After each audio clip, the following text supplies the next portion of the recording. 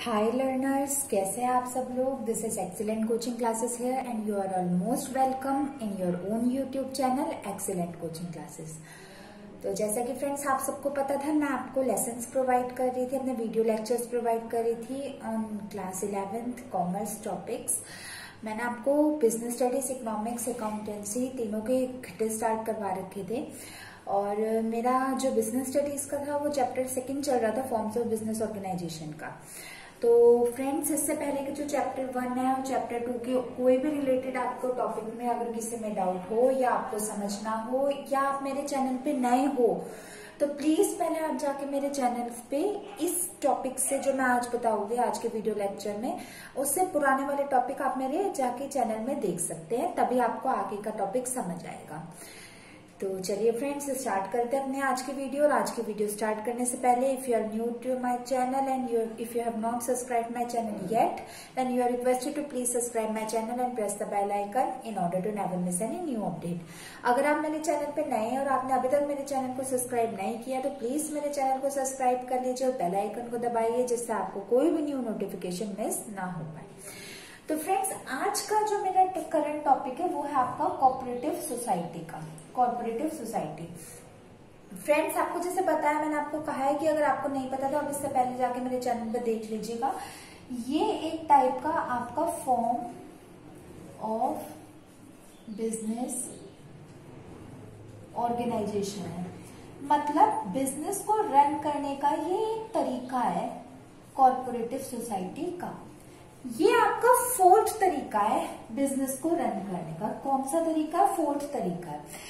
इससे पहले के जो 3 तरीके थे वो मैंने आपको अपनी प्रीवियस लेसन्स में बता दिया है। कौन कौन से, एक बार उसका नाम देख लेते हैं। फर्स्ट था आपका सोल ट्रेडर का, सेकंड था आपका पार्टनरशिप का, थर्ड वीडियो लेक्चर था आपका, third forms of business organisation था आपका हिंदू अनडिवाइडेड फैमिली का, और आज का है हमारा कोऑपरेटिव सोसाइटी का। अगर आप मेरी वेरी स्टार्टिंग वीडियो पे चले जाइए इस चैप्टर की स्टार्टिंग में, तो मैंने आपको बताया था 5 तरह के फॉर्म्स होते हैं जिससे आप बिजनेस रन कर सकते हैं। तो इसके बाद बस हमारा एक ही फॉर्म रहता है जो कि होगा आपका कंपनी में, वो भी आपको जल्दी उसके लेसन अपलोड कर दूंगी। फिर उसके बाद आपके 2 चैप्टर अच्छे से हो जाएंगे। और फर्स्ट चैप्टर तो क्वाइट स्मॉल था बट ये काफी लेंथियर चैप्टर था। फिर उसके बाद मेरे 2 चैप्टर कंप्लीट हो जाएंगे। तो फ्रेंड्स, ये बात तो समझ आ गई कि कॉर्पोरेटिव सोसाइटी हमारा 4th form of business organisation था जिसके द्वारा आप बिजनेस रन कर सकते हैं। तो चलिए देखते हैं ये आखिर होता क्या है कोऑपरेटिव। फिर मैं आपको वही बात बताती हूँ, इसे आप ऐसा बिजनेस पर्सपेक्टिव से मत देखिए। ये मत देखिए कि आपका ये बिजनेस का टर्म है। आप अगर इंग्लिश के टर्म में, जनरल इंग्लिश में देखिए तो बताइए मुझे कि कोऑपरेटिव मतलब क्या होता है। कोऑपरेटिव एक वर्ड से मिलकर बना है जिसका मतलब होता है आपका कॉर्पोरेशन, कोऑपरेट करना, कॉर्पोरेशन करना और एक दूसरे के साथ कॉर्पोरेट करके एक काम को करना। कॉर्पोरेट का मतलब क्या होता है? एक दूसरे की साझेदारी में, एक दूसरे के साथ मिल के, एक दूसरे के साथ तालमेल बिठा के, अपने व्यूज मैच करके अपना कोई भी काम करना। मैं ये नहीं कह रही सिर्फ बिजनेस ही करना होता है, इसमें कोई भी काम अपना करना एक दूसरे के कॉर्पोरेशन को लेके, एक दूसरे के सपोर्ट को लेके, क्योंकि ये बात बिल्कुल सही कही जाती है कि सिंगल पर्सन एक काम नहीं कर सकता। यूनिटी इज स्ट्रेंथ, आपने सुना होगा, यूनिटी इज डाइवर्सिटी। तो कॉर्पोरेट मतलब एक दूसरे के साथ उनके व्यूज को मैच करना और एक पर्टिकुलर गोल को अचीव करने के लिए एक साथ काम करना, इसे कॉर्पोरेट कहते हैं। इसे कोऑपरेटिव सोसाइटी का जैसे नाम है तो इसे कॉर्पोरेशन कहते हैं, मतलब एक दूसरे के साथ तालमेल बिठाना। तो कोऑपरेटिव सोसाइटी भी आपके बिल्कुल उसी की ही तरह होती है। अब बात करें तो हमारी कोऑपरेटिव सोसाइटी का क्या एम होता है। कोऑपरेटिव सोसाइटी जो हमारी फॉर्म होती है उसका ये मेन मोटिव होता है, इसमें आपके ग्रुप ऑफ पीपल होते हैं, मतलब कुछ ग्रुप ऑफ पीपल, कुछ लोग आपके साथ मिलते हैं और साथ मिलके ये अपने यूनियन बनाते हैं और यूनियन बनाने के बाद ये अपना बिजनेस रन करते हैं। ये जो आपका कॉर्पोरेटिव में आपके जो ग्रुप ऑफ पीपल होते हैं वो जो साथ आते हैं, ये एक दूसरे के साथ कॉर्पोरेट करते हैं, मैच करते हैं, अपने व्यूज मिलाते हैं और फिर अपने बिजनेस को रन करते हैं। तो पहला पॉइंट तो हमें कॉर्पोरेटिव सोसाइटी का समझ आ गया कि पहला पॉइंट तो ये कि ये fourth form of business organisation होती है। सेकंड पॉइंट ये कि ये जो कॉर्पोरेटिव सोसाइटी होती है इसमें ग्रुप ऑफ पीपल होते हैं, वो एक दूसरे के साथ कॉर्पोरेट करते हुए, तालमेल बिठाते हुए अपने बिजनेस को आगे बढ़ाते हैं। फिर सेकंड पॉइंट इसमें आता है कि ये किस टाइप का बिजनेस करते हैं। क्या क्वेश्चन मन में आता है, what kind of business they do, किस तरह का ये बिजनेस करते हैं।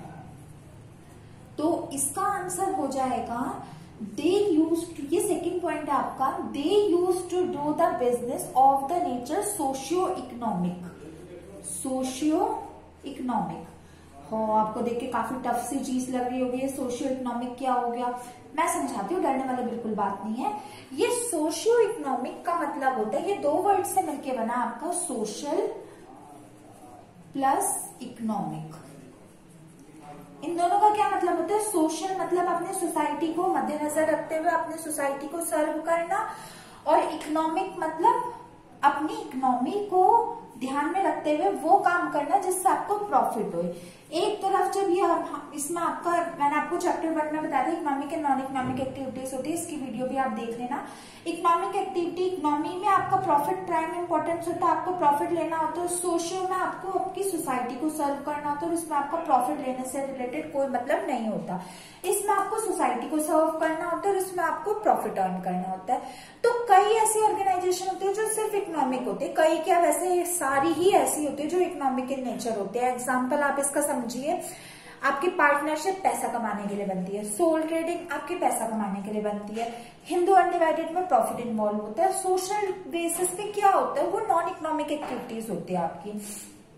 तो ये जो कोऑपरेटिव सोसाइटीज बनती है ये आपकी सोसाइटी को भी सर्व करती है, सोशल सिस्टम भी देखती है और इकोनॉमिक यानी कुछ लेस अमाउंट में पैसा भी कमाती है।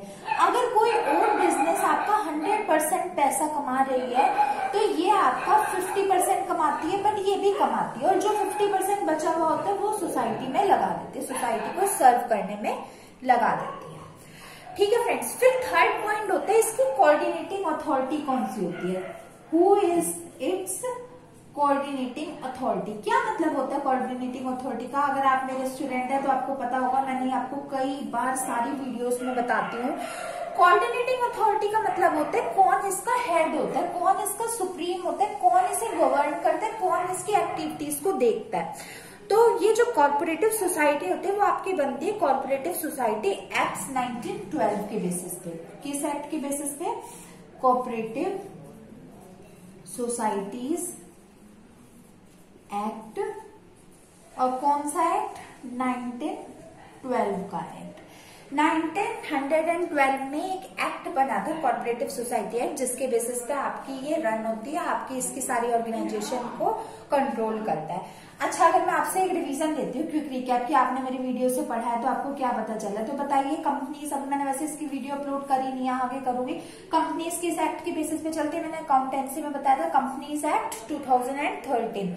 आप मुझे बताइए पार्टनरशिप किसके एक्ट की बेसिस पे चलती है, मैंने आपको उसकी सारी डिटेल वीडियो ऑलरेडी अपलोड कर दी है। पार्टनरशिप आपकी चलती है पार्टनरशिप एक्ट 1932। सिमिलरली उसी तरीके से जो हमारी कॉर्पोरेटिव सोसाइटी होती है वो कॉर्पोरेटिव सोसाइटी एक्ट 1912 के बेसिस पे चलती है। फ्रेंड्स, इन सारे ईयर्स को, इनकी कोऑर्डिनेटिंग बॉडी, इनके हेड्स को अच्छे से लर्न कर लीजिए, क्योंकि ये 1 मार्क्स में तो आ ही आ जाते हैं। प्लस जो आपके प्रैक्टिकल्स होते हैं ना, 11th के प्रैक्टिकल्स, और 11th के ना जो 12th के प्रैक्टिकल्स होते हैं, जो बाहर से आपके एग्जामिनर्स आते हैं, वो ये चीज जरूर पूछ लेते हैं कि आपको इनके एक्ट पता है या नहीं पता। आपको कई बच्चे ऐसे क्या, बल्कि इंटेलिजेंट बच्चों को भी ना इनकी डेफिनेशंस पता होती है, इनकी मीनिंग पता होती है, बट उनके वो नहीं पता होती कि कौन से उनकी हेड अथॉरिटी होती है, एपेक्स ऑर्गेनाइजेशन होती है, कोऑर्डिनेटिंग अथॉरिटी होती है। तो आप इन्हें साथ के साथ लर्न कर लीजिए, जिससे आपको आगे जाके कोई दिक्कत ना हो। ओके फ्रेंड्स, फिर फोर्थ पॉइंट इसका होता है, अब आप मुझे ये बताइए कि जैसे ये कोऑर्डिनेटिंग अथॉरिटी होगी और ये सोशियो इकोनॉमिक बिजनेस हो गया, आपको 3 पॉइंट इसके समझ आ गए, तो फोर्थ पॉइंट में ये बताइए फिर इसका ये क्या होती है। तो ये आपकी कोई भी रिटेल बिजनेस हो सकता है। आपका रिटेल बिजनेस का क्या मतलब हुआ, जो आपके स्मॉल स्केल में शॉप्स हो गई, स्मॉल स्केल में जो आपके बिजनेस ऑर्गेनाइजेशन को रन करते हैं, या तो वो हो गई, या आपके होलसेलर हो गए, या आपकी बिल्डिंग या सोसाइटीज हो गई, या आपकी चैरिटेबल अथॉरिटीज हो गई। ये वो सारी अथॉरिटीज होती है जो साथ मिलती है, साथ आती है, और आके इनका क्या काम होता है, अपना थोड़ा प्रॉफिट कमाना और बचे हुए पैसे आपके उसमें डाल देना, चैरिटेबल फंड में डाल देना, जिससे सोसाइटी का अपलिफ्टमेंट हो। इसका मैं एक एग्जांपल आपको देती हूँ, लाइव एग्जांपल है। जैसे आजकल कई शैम्पूज के ऐड होते हैं, या आप मान लीजिए कोई भी आपके प्रोडक्ट के ऐड होते हैं, उनमें क्या लिखा होता है, उनमें लिखा होता है ना कि जैसे अगर सपोज करो कोई चीज 10 रुपीज की है तो इसका 1% आपका पुअर्स के एजुकेशन में जाएगा, या कोई चीज अगर सपोज करो आपकी 20 रुपीज की है तो उसका 2.5% आपका किसी पुअर के एजुकेशन में, या किसी की वेडिंग में, पुअर की वेडिंग में, या कोई आपके पुअर्स को खाना खिलाने में हेल्प करता है। तो मतलब ये आपकी प्रॉफिट तो कमाती है। अब सोचिए 10 का 1% क्या हो गया, 10 का 1% आपका, ये सपोज करो 10 का 10% ही आपका जाता है आपके पुअर्स की हेल्प करने में, तो 10 का 10% आपका 1 रुपीज हो गया। तो इन्होंने 1 रुपीज अपना दे दिया चैरिटी में, चैरिटेबल फंड में, तो इनका सोशियो ऑब्जेक्टिव भी पूरा हो गया कि इन्होंने सोसाइटी को सर्व कर दिया, बचे हुए 10 - 9 रुपीज जो हो गए वो इनका प्रॉफिट हो गया। तो इन्होंने अपना इकोनॉमिक ऑब्जेक्टिव भी अचीव कर लिया। तो ये वो सोसाइटीज होती है जो अपना प्रॉफिट लेती हैं और प्रॉफिट के साथ साथ सोसाइटी को सर्व करने के लिए भी पैसे देती है, चैरिटी में लगाने के लिए पैसे देती है, जिससे उनका सोशल ऑब्जेक्टिव भी इकोनॉमिक ऑब्जेक्टिव के साथ साथ फुलफिल हो जाए और अचीव हो जाए। इसका अगर हम एक और एग्जांपल देखें तो आपने मैकडोनाल्ड्स गए होंगे। जो मैकडोनाल्ड्स मैकडीज होता है उसमें क्या होता है, जो आपको केचप्स देते हैं तो वो आपको एक अलग से बॉक्स दे देते हैं ना, कि जिनकी जो लेफ्ट ओवर होती है केचप्स वो आप उन जार में डाल दो, ठीक है। अब क्या करते हैं, अब एक बात बताइए, वो जार में डाल के ऐसा नहीं होता कि दोबारा उन्हें कस्टमर्स को दे देते हैं। वो क्या करते हैं, जो जार में केचप्स डालते हैं उन केचप्स को उन लोगों को दे देते हैं, पुअर्स को। देखो उन्होंने तो इसके चार्ज कर लिए ना आपसे, तो वो आपने जो भी आपने ईटिंग मटेरियल, बर्गर वगैरह कुछ भी लिया आपने उनसे, उन्होंने आपसे पैसे तो ले लिए, तो जो बची हुई एक्स्ट्रा केचप्स होते हैं वो उन पुअर को, उन गरीब बच्चों को दे देते हैं जिनके पास खाने के लिए नहीं होता। तो मैकडोनाल्ड्स ने अपना इकोनॉमिक पर्सपेक्टिव भी पूरा कर लिया और सोशल पर्सपेक्टिव भी पूरा कर लिया। इस टाइप की एक नहीं हजारों ऐसी आजकल तो कॉर्पोरेटिव सोसाइटीज चल रही है जो अपना इकोनॉमिक ऑब्जेक्टिव भी पूरा करती है और सोशल ऑब्जेक्टिव भी पूरा करती है, अपना पैसा भी कमाती है और साथ साथ सोसाइटी को सर्व भी करती है। मेरे अकॉर्डिंग ये सबसे अच्छी फॉर्म ऑफ गवर्नमेंट होती है, फॉर्म ऑफ बिजनेस ऑर्गेनाइजेशन होती है, क्योंकि इसमें ऐसा तो है नहीं कि ये पूरी सोसाइटी पे डिपेंडेंट है, पूरी वो लोगों से चंदा मांग के काम करती है, और ऐसा भी नहीं है कि ये अपना इकोनॉमिक पर्सपेक्टिव पूरा नहीं करती, खुद भी कमाओ और लोगों को भी सर्व करो। तो मेरे अकॉर्डिंग ये best form of business organisation होती है। अब ये डिपेंड करता है इसमें कि कई लोग बहुत लेस इसमें डोनेट करते हैं अपने चैरिटी में, और कई लोग बहुत मोर डोनेट करते हैं, कुछ ज्यादा करते हैं कुछ कम करते हैं, बट करते जरूर है अगर ये कॉर्पोरेटिव सोसाइटी है। तो होपफुली तो आपको इसको अच्छे से इसका मीनिंग आपको समझ आ गया होगा। एक मैं आपको इसकी डेफिनेशन बता देती हूँ, फिर उसके बाद आज हम इसके फीचर करेंगे और कल मैं आपको इसकी वीडियो में मेरिट्स और डिमेरिट्स करवाऊंगी। तो एक अगर हम इसकी डेफिनेशन देखें तो सुन लीजिए, cooperative organisation is a society which has its objective for the promotion of economic interest and social interest of the society. मैं लिख भी देती हूँ, cooperative society is an organization which tends to achieve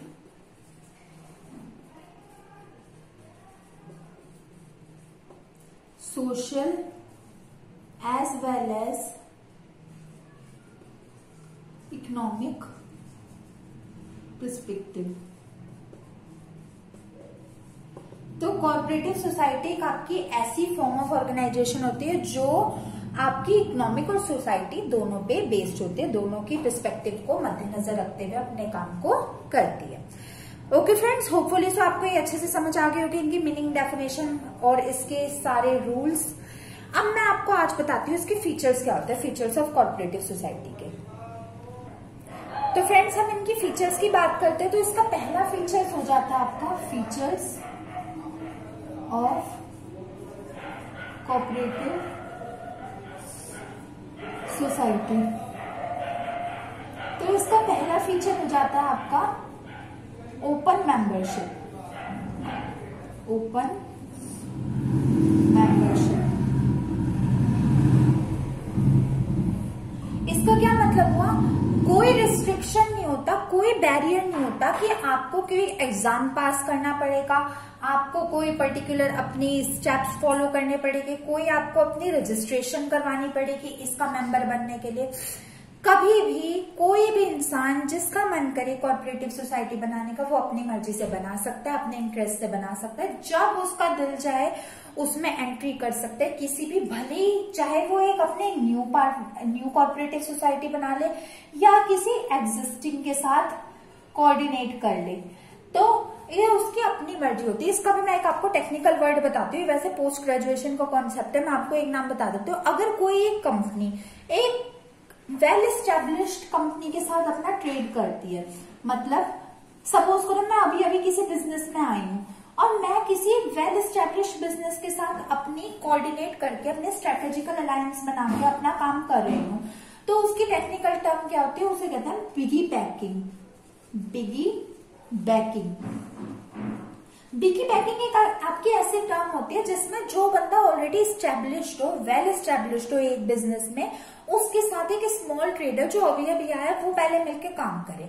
ठीक है, जब वो अपना उससे काम सीख लेता है, अच्छे से उसे समझ आ जाता है कि ये क्या क्या कहते हैं ना स्ट्रेटेजीज है अपने बिजनेस को चलाने की, फिर वो अपने इसके साथ स्ट्रेटेजिकल अलायंस तोड़ देता है, फिर वो अपना अकेले बिजनेस कर सकता है। तो चाहे तो वो अपनी, ये तो आपकी पोस्ट ग्रेजुएशन का कॉन्सेप्ट है, जब मेरी 11th 12th और ग्रेजुएशन कंप्लीट हो जाएगी सारी वीडियो लेक्चर्स, तब मैं इस पे आऊंगी पोस्ट ग्रेजुएशन पे, एमकॉम पे।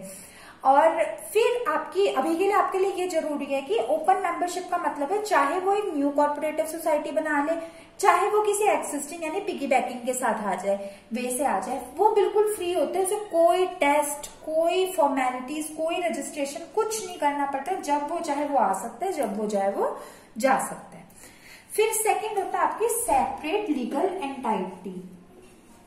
सेपरेट लीगल एंटाइटी, इसका क्या मतलब होता है? जो कॉर्पोरेटिव सोसाइटी होता है उसे रजिस्ट्रेशन करवाना कंपलसरी होता है एक कॉर्पोरेटिव लीगल सोसाइटी बनाने के लिए, जो कि था आपका कॉर्पोरेटिव सोसाइटी एक्ट 1912। अभी अभी मैंने आपको बताया था ना, कॉर्पोरेटिव सोसाइटी का एक्ट जो होता है वो होता है आपका कॉर्पोरेटिव सोसाइटी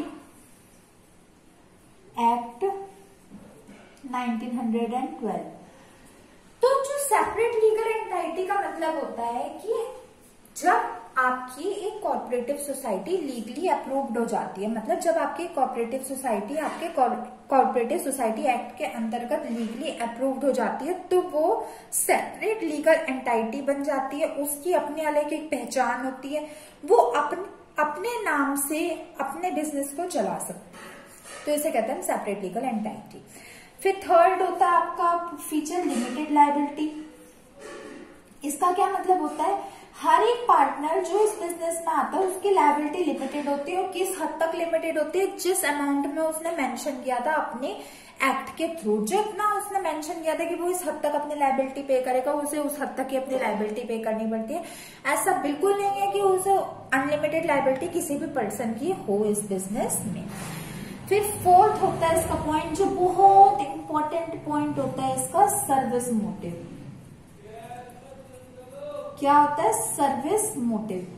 इसका मतलब होता है कि ये जो कॉर्पोरेटिव सोसाइटी फॉर्म्ड होती है आपकी, ये ना कि सिर्फ आपके प्रॉफिट मोटिव के लिए होती है, बल्कि आपकी सोसाइटी को सर्व करने के लिए भी होती है, आपके सर्विस मोटिव के लिए होती है। आपकी सोसाइटी के मेंबर्स का इंटरेस्ट, यानी जो लोग पुअर हैं, जो लोग नहीं अफोर्ड कर सकते अच्छी चीजों को, तो उन चीजों को अपलिफ्ट करना, चाहे वो आपका एजुकेशन सेक्टर हो, चाहे एजुकेशन के अलावा आपकी कोई पॉवर्टी कंडीशन हो, या आपकी कोई भी और कंडीशन हो जो लैक करता है, उसको अपलिफ्ट करने का काम भी आपकी कोऑपरेटिव सोसाइटी का ही होता है। फिर फिफ्थ एंड लास्ट पॉइंट इसका होता है मैनेजमेंट एंड कंट्रोल। इसका हेड होता है। मैंने आपको ये बता दिया कि ये जो चलती है पूरी वो कॉर्पोरेटिव सोसाइटी एक्ट के बेसिस पे चलती है, बिल्कुल ठीक बात है ये। लेकिन जब बन जाती है, ये रजिस्टर्ड हो जाती है, तो जितने इसके मेंबर्स होते हैं, कौन उसका हेड होता है? तो इसकी आपका आंसर है कि no one is head of this cooperative society. कोई भी इसका हेड नहीं होता। हर एक मेंबर के पास इक्वल राइट होता है, हर मेंबर के पास इक्वल वोटिंग राइट होता है, हर मेंबर इक्वली वोट कर सकता है अपनी मर्जी से। इसमें आपका 1 मेंबर 1 वोट स्कीम आपकी चलती है। मतलब जो एक मेंबर होता है आपका, वो ही वोट कर सकता है और अपनी मर्जी से वो अपना बिजनेस रन कर सकता है। सब इक्वल होते हैं, कोई बड़ा ज्यादा नहीं होता, कोई हेड कोई सुपीरियर नहीं होता। Everyone are equal in this business when they have enter. जब से वो घुसते हैं इस बिजनेस में, सब इक्वल होते हैं। तो इसके 5 पॉइंट हो गए। Open membership, separate legal entity, limited liability, service motive, management and control. ये 5 ही मार्क्स का आपके, मतलब 6 मार्क्स का आपका फीचर रहता है। अगर 1 मार्क्स के आप इसकी डेफिनेशन लिखोगे और 5 पॉइंट्स लिख के एक्सप्लेन करोगे, तो I am sure you will get 5 marks और 5.5 मार्क्स आउट ऑफ 6 मार्क्स। तो friends, that's all for today. Hopefully so आपको मेरी आज की वीडियो पसंद आई होगी। और आज की वीडियो में हमने पढ़ा क्या होता है हमारी कॉर्पोरेटिव सोसाइटी, क्या इसके फीचर्स होते हैं, क्या इसकी वर्किंग होती है, क्या इसकी सुटेबिलिटी होती है, हमने डिटेल में पढ़ लिया। तो होपफुली सो फ्रेंड्स, आपको मेरी आज की वीडियो पसंद आएगी। अगर आपको मेरी वीडियो पसंद आई हो तो मेरी वीडियो को लाइक करिए, शेयर करिए, कमेंट करिए और मेरे चैनल को सब्सक्राइब करना बिल्कुल ना भूलिए, जिससे आप कोई भी, और बेल आइकन को दबाइए जिससे आप कोई भी न्यू नोटिफिकेशन मिस ना कर पाए। ओके फ्रेंड्स, मैं आपसे मिलूंगी नेक्स्ट वीडियो में very very soon. Till then, good bye and stay tuned and thanks for watching my videos.